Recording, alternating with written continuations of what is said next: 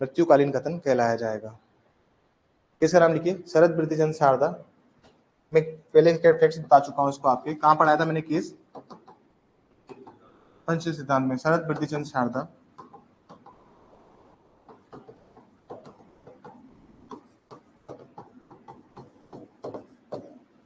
Sharda versus state of Maharashtra.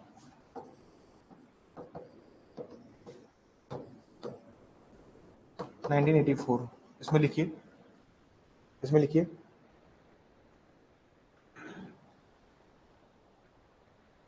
a married woman had been written had been writing a married woman had been writing to her parents and other relatives about her critical condition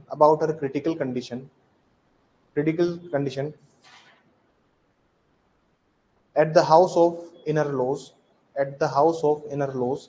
एक विवाहित महिला अपने अपने माता पिता व नातेदारों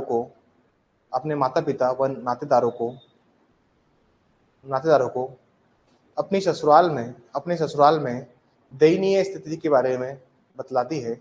अपने ससुराल में अपनी दयनीय स्थिति के बारे में बतलाती है। She lost her life after 4 months later। इसके 4 माह पश्चात उसकी मृत्यु कारित हो जाती है।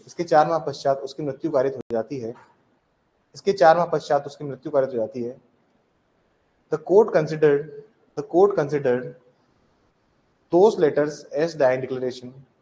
न्यायालय ने उन पत्रों को मृत्युकालीन कथन माना।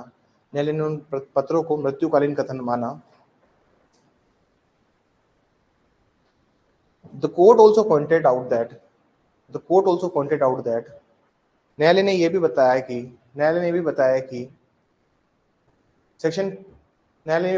the court also pointed out that section 32 clause 1 is also applicable to suicidal cases। न्यायालय ने भी बताया कि धारा 32(1)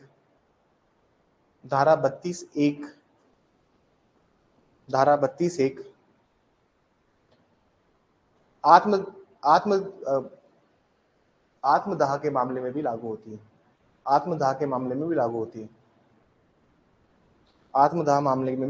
है।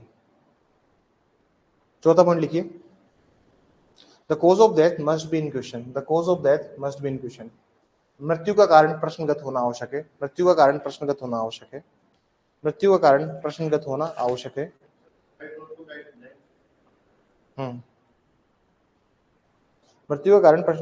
सुसाइड नोट जो होता है ना, उसको डायरेक्शन मान लेते हैं हम लोग। इस केस में बोला ना शरद शारदा में। 5वां पॉइंट लिखिए, The statement must be given by competent person। किसी सक्षम व्यक्ति द्वारा ही ये कथन दिया जाना आवश्यक है। सक्षम व्यक्ति द्वारा ही ये कथन दिया जाना आवश्यक है।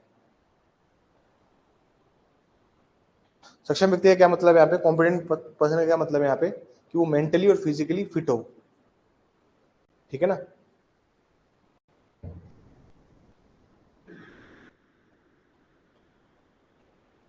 ठीक है,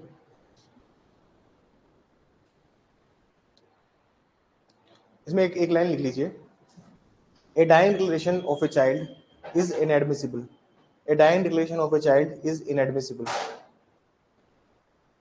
किसी अवयस्क के द्वारा दिया गया मृत्युकालीन कथन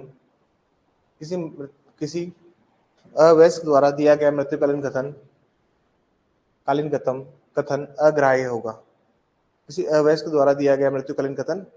होगा। अग्राह्य होगा। ठीक है। 7वां पॉइंट लिखिए, The statement making the person who is making such statement, जो व्यक्ति कथन अब कथन अभिलिखित करवा रहा है, जो व्यक्ति अभी कथन अभिलिखित करवा रहा है, उसको भान अवस्था में होना आवश्यक है, उसको भान अवस्था में होना आवश्यक है। He must be in conscious state.